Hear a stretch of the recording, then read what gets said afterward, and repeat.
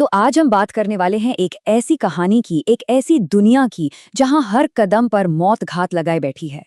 ये कहानी है साइलेंट जोन की, एक जबरदस्त एक्शन हॉरर फिल्म जो सच में होश उड़ा देती है। तो चलिए इस पूरी कहानी को शुरू से आखिर तक समझते हैं और देखते हैं कि जब दुनिया खत्म हो रही हो तो जिंदा रहने के लिए क्या-क्या करना पड़ता है। कहानी की शुरुआत होती है एक जहरीले वायरस से। जरा सोचिए, एक ऐसा वायरस जो बस हवा में फैला और कुछ ही मिनटों के अंदर अपने ही लोग, पड़ोसी, दोस्त, सबके सब खूंखार शिकारी बन गए। ये कोई धीरे धीरे फैलने वाली बीमारी नहीं थी। नहीं, ये तो एक सुनामी थी जो पूरी इंसानियत को एक ही झटके में निगलने आ गई थी। और इसी भयानक तबाही के ठीक बीचों बीच एक छोटी सी बच्ची है, एबिगेल। उसे तो इस बात का अंदाजा भी नहीं है कि उसकी दुनिया, जिसे वो जानती है, पहचानती है, वो बस कुछ ही घंटों में हमेशा के लिए खत्म होने वाली है। और ये सब पलक झपकते ही होता है। 1 मिनट पहले इमरजेंसी की खबरें आ रही हैं, ठीक 5 मिनट बाद वो अपने पायलट पापा से वीडियो कॉल पर बात कर रही है। वो उसे एक लकी ब्रेसलेट दिखा रहे हैं और फिर 10वें मिनट पर सब खत्म। ज़ॉम्बीज़ हमला कर देते हैं। उसकी माँ, उसका भाई, सब मारे जाते हैं। और अगले ही पल एक अजनबी जैक आकर उसे बचाता है। लेकिन बचाता कैसे है?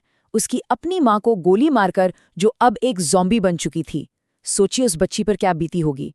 इस नई बेरहम दुनिया का ये पहला और सबसे मुश्किल सबक था।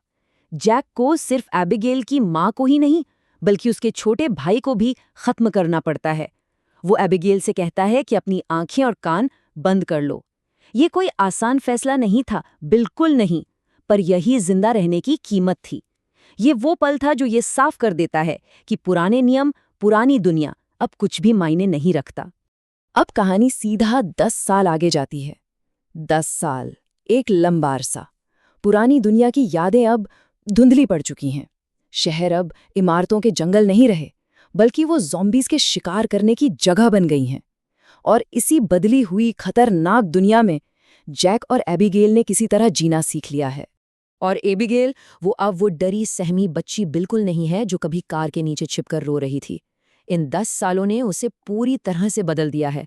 जैक ने उसे एक फाइटर बनाया है, एक सर्वाइवर। वो अब सिर्फ जिंदा रहना नहीं, बल्कि लड़ना भी जानती है।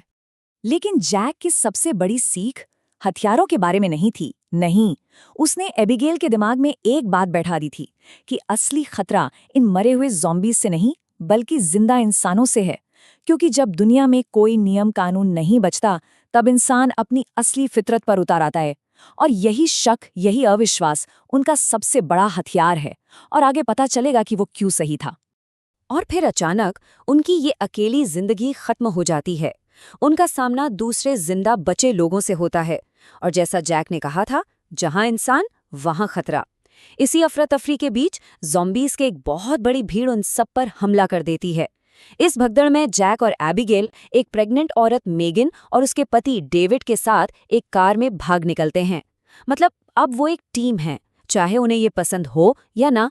तो अब इन चारों के पास एक नया मकसद है, एक मंजिल है, शिप टाउन। एक ऐसी जगह जिसके बारे में कहा जाता है कि वो इस तबाह हो चुकी दुनिया में शायद आखिरी सेफ जगह है। एबिगेल के लिए ये उम्मीद है, एक नई जिंदगी की उम्मीद। पर जैक के लिए ये बस एक और झूठा सपना हो सकता है, जो उन्हें सीधे मौत के मुंह में धकेल देगा। लेकिन शिप टाउन का रास्ता बिल्कुल भी आसान नहीं है। हर कदम पर एक नई मुश्किल खड़ी है। पहले तो उनकी कार खराब हो जाती है, पर एबिगेल हार नहीं मानती। वो अपने पापा के पुराने एयरपोर्ट पर एक प्लेन ढूंढने का आइडिया देती है और उन्हें एक छोटा प्लेन मिल भी जाता है। जैसे तैसे उसे स्टार्ट करते हैं, ठीक उसी वक्त जब ज़ॉम्बीज़ उन्हें घेर लेते हैं। एक पल के लिए तो लगता है कि बस अब बच गए, वो हवा में है। और फिर किस्मत फिर से धोखा दे देती है। प्लेन का इंजन फेल हो जाता है और वो जंगल में क्रैश हो जाते हैं। बच तो जाते हैं, पर फिर से पैदल। पर बाहर के ज़ॉम्बीज़ से भी बड़ा एक खतरा अब उनके साथ उनके बीच चल रहा है। डेविड एक बहुत बड़ा राज छुपा रहा है। उसे एक ज़ॉम्बी ने काट लिया है। मतलब वो एक चलता फिरता टाइम बॉम्ब है, और ये बॉम्ब जब फटेगा तो सबको अपने साथ ले डूबेगा। और ठीक उसी वक्त जब लगता है कि अब कोई उम्मीद नहीं बची, उन्हें जंगल के बीच में एक घर दिखाई देता है। एक पनाहगाह या फिर एक जाल। यहीं पर कहानी एक ऐसा खतरनाक मोड़ लेती है जो जैक के सबसे बड़े डर को सच साबित करने वाला था कि असली राक्षस इंसान ही होते हैं। उस घर का मालिक एक साइंटिस्ट है, लेकिन उसकी बातों और आंखों में एक अजीब सा पागलपन है।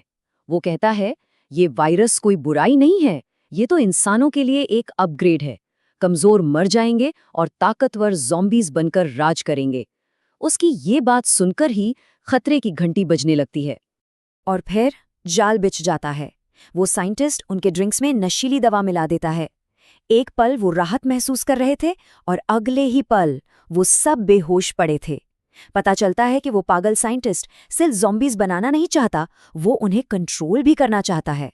और अब जैक, अबिगेल और मेगन उसके नए एक्सपेरिमेंट का हिस्सा बनने वाले थे। लेकिन तभी एक अनहोनी होती है। डेविड, जिसे ज़ॉम्बी ने काटा था, वो हीरो बन जाता है। इन्फेक्शन की वजह से उसमें एक अजीब सी ताकत आ जाती है और वो अपनी रस्सियां तोड़ देता है। उसे पता है कि वो बचने वाला नहीं है, तो वो बाकी सबको आज़ाद कराता है और फिर ज़ॉम्बीज़ की भीड़ को अकेले रोक लेता है ताकि जैक और बाकी लोग भाग सकें। वो अपनी जान कुर्बान कर देता है, एक बहुत ही दर्दनाक पर यादगार कुर्बानी। डेविड की कुर्बानी की वजह से जैक, एबिगेल और मेगन आखिरकार शिपटाउन पहुंच ही जाते हैं और ये जगह सच में एक सेफ हेवन, एक सुरक्षित ठिकाना लगती है। दीवारों से घिरी, लोगों से भरी। पर सवाल ये है कि क्या इस दुनिया में कोई भी जगह सच में सेफ हो सकती है, खासकर तब जब अतीत पीछा कर रहा हो। और उनका अतीत लौट आता है। वो पागल साइंटिस्ट बदला लेने के लिए वापस आ गया है और इस बार वो अकेला नहीं है। वो अपने साथ ज़ॉम्बीज़ की एक पूरी फौज लेकर आया है जिसे वो अपनी डिवाइस से कंट्रोल कर रहा है। और उस फौज को लीड कर रहा है एक बहुत ही ताकतवर लीड ज़ॉम्बी। अब ये लड़ाई आखिरी लड़ाई होने वाली है।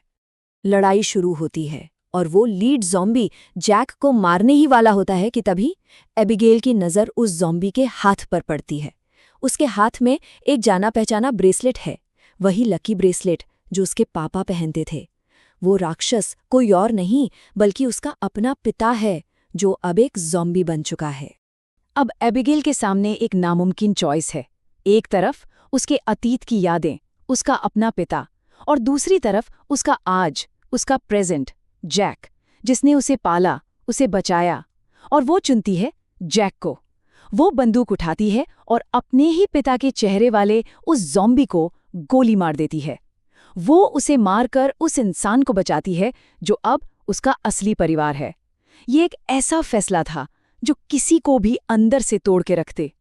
और बस यहीं पर यह कहानी खत्म हो जाती है, लेकिन अपने पीछे एक बहुत बड़ा सवाल छोड़ जाती है। क्या आगे बढ़ने के लिए अपने अतीत को मारना ही आखिरी रास्ता था? साइलेंट जोन सिर्फ ज़ॉम्बीज़ की कहानी नहीं है, ये उन मुश्किल फैसलों की कहानी है जो इंसान को तबाही के बीच लेने पड़ते हैं और ये सोचने पर मजबूर करती है कि अगर ऐसी सिचुएशन आई तो कोई भी क्या करेगा।